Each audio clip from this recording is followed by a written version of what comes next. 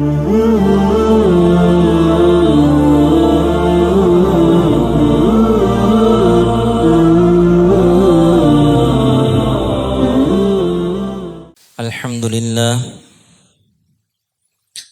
لله نحمده ونستعينه ونستغفره ونؤمن به ونتوكل عليه ونعوذ بالله من شرور أنفسنا ومن سيئات أعمالنا من يهده الله فلا مضل له ومن يضلله فلا هادي له ونشهد أن لا إله إلا الله وحده لا شريك له ونشهد أن سيدنا ومولانا محمدا عبده ورسوله أما بعد فقال النبي صلى الله عليه وسلم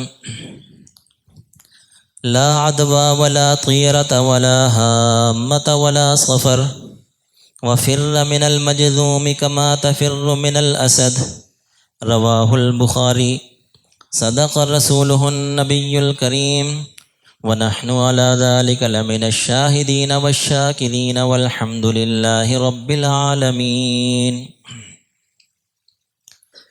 میرے محترم دوستوں اور بزرگوں، اللہ تعالیٰ نے اس دنیا کے نظام کو ازداد پر قائم فرمایا ہے۔ اس عالم کو عالم ازداد کہا جاتا ہے کہ اللہ تعالیٰ نے ہر شے کی ضد پیدا فرمائی، مقابل، کہ جیسے صحت ہے تو تندرستی بھی ہے، زندگی ہے تو موت بھی ہے، خیر ہے تو شر بھی ہے، نیکی ہے تو پھر بدی بھی ہے۔ تو گویا کہ اس عالم کو عالم ازداد کہا جاتا ہے۔ اس میں اللہ تعالیٰ کی بہت سی حکمتیں ہیں۔ سب سے بڑی حکمت تو یہی ہے کہ یہ جو دارالامتحان ہے، جو دارالامتحان کہتے ہیں کہ آزمائش ہے یہاں پہ، وہ آزمائش کیسے ہوگی؟ لا محلہ کے پاس کے مقابلے میں فیل بھی ہوگا تو پتہ چلے گا نا، کامیابی کے مقابلے میں ناکامی بھی ہوگی تو گویا کہ پھر ہی پتہ چلے گا کہ کون سی چیز کامیاب ہو گئی، کون سی ناکام ہو گئی۔ تو اللہ تعالیٰ کی اس میں بہت سی حکمتیں ہیں۔ اسی طرح ایمان بالغیب،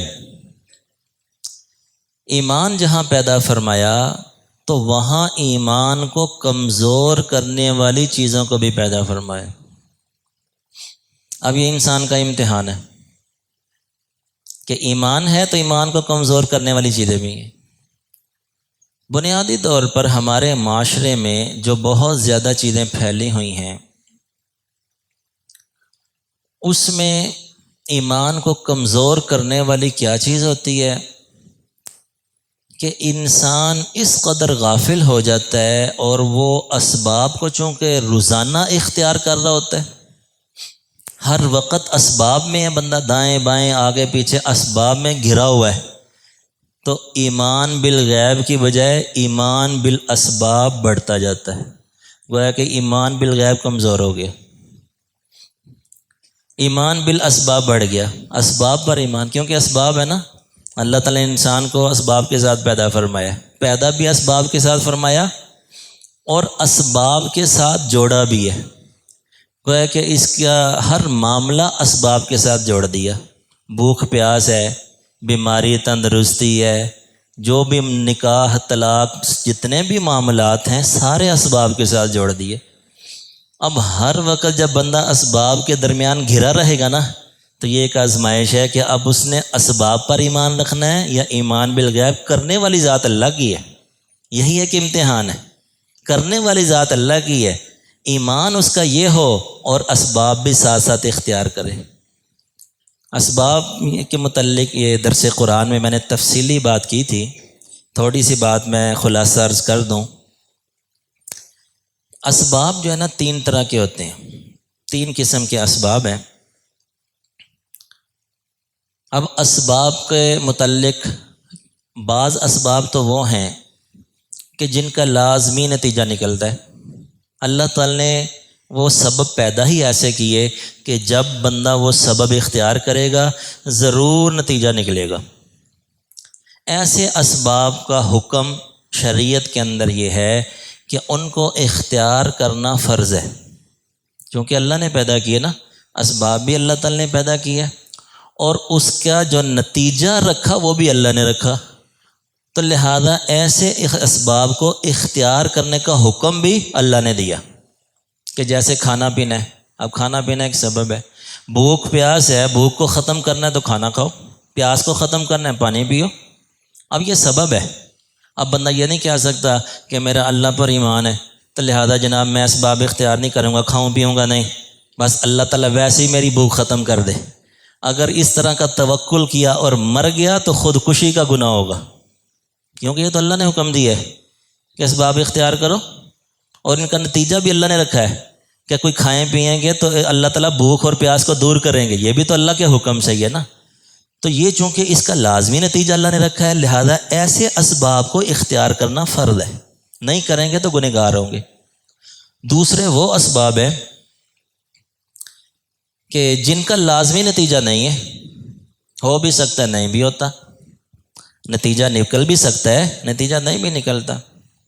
بین ہے، جیسے علاج معالجہ علاج کرواتے ہیں تو یہ تھوڑی ہے کہ جب آپ گولی کھائیں جب دوائی کھائیں ضرور ٹھیک ہوں. کتنے لوگ ایسے ہیں وہ کہتے ہیں یار اتنا علاج کروایا ہے کوئی اثر نہیں ہو رہا.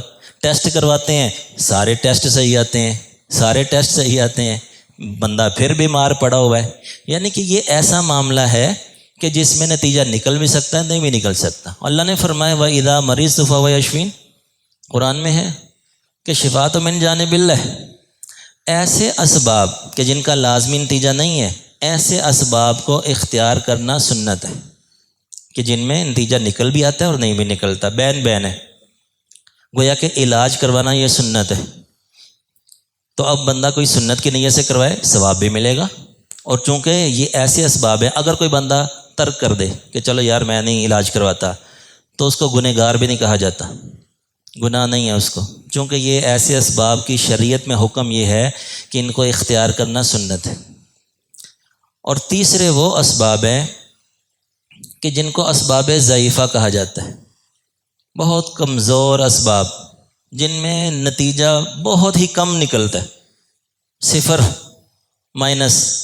بہت کم نتیجہ نکلتا ہے، لیکن نکل بھی سکتا ہے، نکل بھی آتا ہوتا ہے. بھائی چلو ابھی بیٹھ جائیں، تھوڑا سا یہ بعد میں کر لیں جو بھی کرنا ہے. بس کافی ہو گیا بیٹھ جائیں ذرا ایک سائڈ پہ نا. بات سمجھ آ رہی؟ تو یہ ایسے اسباب ہیں کہ جو اسباب ضعیفہ جس کو کہا جاتا ہے، جیسے یہ دم درود ہے، رقیہ ہے، ٹھیک ہے. تو یہ ان کا نتیجہ جو ہے نا یہ بہت کم نکلتا ہے، نکل بھی آئے گا لیکن بہت کم، اسباب ضعیفہ کہا جاتا ہے. تو یہ جو آج کل جو ہوتا ہے نا کہ ایک دوسرے پر ڈال دیتے ہیں کہ جناب فلانا نے بندش کی ہوئی ہے، فلانا نے جکڑ بندی کی ہوئی ہے، اس نے کاروبار بند کیا ہوا ہے، وہ ہر گھر میں یہ جھگڑیں، اور جی ہم پر کچھ کر دیا. یہ کچھ کر دیا کسی نے نہیں کیا. اصل یہ چیز کیا ہے کہ یہ توہم پرستی ہے جو میں نے ابھی خطبے میں تلاوت کی حدیث مبارکہ، بخاری شریف کی روایت ہے. تو یہ توہم پرستی کا جو ہے نا اس سے منع کیا جا رہا ہے، آپ علیہ السلام بھی منع فرما رہے ہیں. تو یہ اسباب ضعیفہ ہیں، کوئی بندہ کسی پر نہیں کر سکتا. بھائی یہ تو قرآن پاک میں بھی حکم دیا ہے نا کہ جیسے پہلے اس پارے کی آیت ہے کہ وہ یہودی جو ہے نا وہ جادو کیا کرتے تھے، تو جادوگر جو ہے وہ بہت زیادہ اس کو اہمیت ہوگی لوگوں کے اندر، لو جی جادو بڑی اہمیت والی چیز ہے. جیسے آج کل بھی کوئی ایسا معاملہ کر دے چاہے وہ عیسائی کیوں نہ ہو. فیصل آباد میں ہمارے ایک دوست تھے، وہ کہتے ہیں ہمارے علاقے کے قریب ایک عیسائی ہے، وہ عامل ہے، وہ لوگوں کو تعویذ دیتا ہے. کہتے لائن لگی ہوتی ہے، سارے ہی مسلمان ہوتے ہیں، اکا دکا ہوں گے، کوئی عیسائی دوسرے بھی ہوں، سارے مسلمان. اب وہ عیسائی دم درود کرے گا تو وہ کیا پڑے گا پتہ نہیں، واللہ عالم، غلط چیز نہیں پڑے گا نا. تو گویا کہ یہ ایسی چیزیں ہیں کہ جس میں کے بارے میں کہا گیا وما ہم بضارین بہ من احد الا باذن اللہ. اللہ تعالیٰ نے جہاں جادو کا ذکر کیا نا وہاں عقیدہ بھی درست کر دیا کہ جادو سے کچھ نہیں ہوتا، اللہ کے حکم سے ہی ہوتا ہے.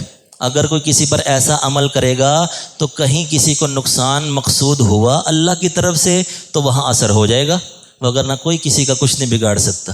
تو یہ جو ہوتی ہے نا جکڑ بندی، کاروبار بند ہے اور جناب ہمارے گھر میں جھگڑے ہی جھگڑے ہیں اور پتہ نہیں کیا کچھ کیا ہوا ہے، یہ توہم پرستی ہے.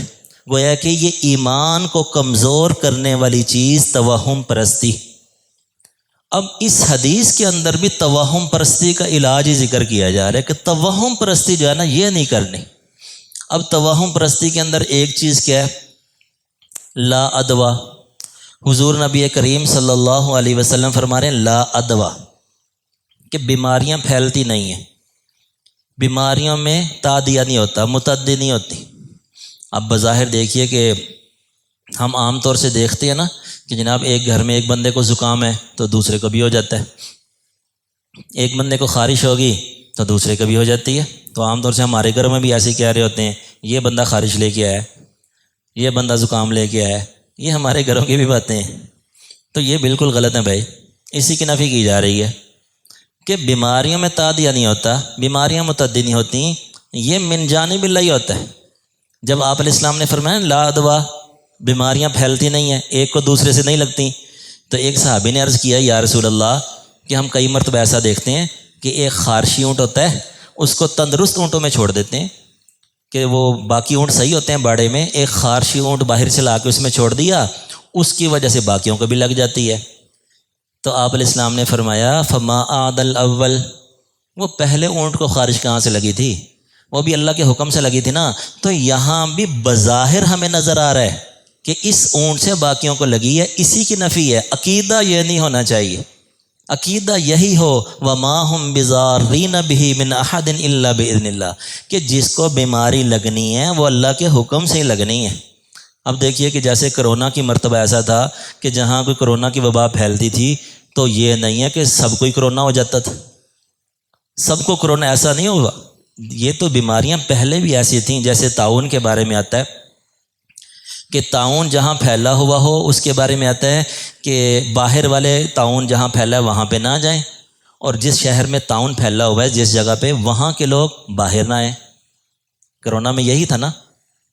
تو گویا کہ یہ جو احادیث ہیں ایک طرف تو یہ کہا جا رہا ہے کہ بیماری پھیلتی نہیں ہے، اور دوسری طرف یہ بھی حکم دیا جا رہا ہے کہ جس جگہ کوئی بیماری پھیل جائے، ایک بہت سے لوگ بیمار ہو جائیں، وہاں کے لوگ باہر نہ آئیں اور باہر کے لوگ وہاں نہ جائیں. اسی طرح اس حدیث کا جو آخری جملہ ہے، بخاری شریف کی حدیث جو میں نے آپ کے سامنے پڑھی، اس کا جو آخری جملہ ہے اس میں بھی کیا ہے؟ فر من المجذوم کما تفر من الاسد، کہ مجذوم جذام کی بیماری جس کو لگی ہے اس سے ایسے دور بھاگو جیسے شیر سے بھاگتے ہو. اب یہ جو حدیث ہیں کہ جہاں طاعون پھیلا وہاں نہ جاؤ اور ایسے بیماری والے بندے کے پاس مت بیٹھو، دور بھاگو جیسے شیر سے بھاگتے ہو. شروع حدیث میں کہا جا رہا ہے کہ بیماریاں پھیلتی نہیں، حدیث کے آخر میں کہا جا رہا ہے کہ ایسے کوڑ کا جس کو مرد ہے اس کے پاس نہ بیٹھو، اس سے دور بھاگو. تو اس کا محدثین یہ جواب دیتے ہیں کہ شروع حدیث میں عقیدے کی اصلاح کی گئی. عقیدہ بندے کا یہی ہونا چاہیے کہ بیماری اللہ کے حکم کے بغیر نہیں لگ سکتی، اللہ تعالیٰ کے حکم کے بغیر کوئی چیز نقصان دینے والی نہیں ہے. عقیدہ بندے کا یہی ہو. اب چونکہ ہر بندے کا عقیدہ اتنا مضبوط ہوتا بھی نہیں، کمزور عقائد والے بھی ہوتے ہیں، تو ان کے لیے حدیث کے آخر میں مشورہ دے دیا کہ اسباب اختیار کر لیا کرو، سبب اختیار کر لیا کرو. کہ پتہ ہے کہ کوئی ایسا مریض ہے جس کے بارے میں لوگوں میں مشہور ہے کہ یہ بیماریاں پھیلتی ہیں، تو لہذا ایسی بیماری والی جگہ پہ جاؤ ہی نہ.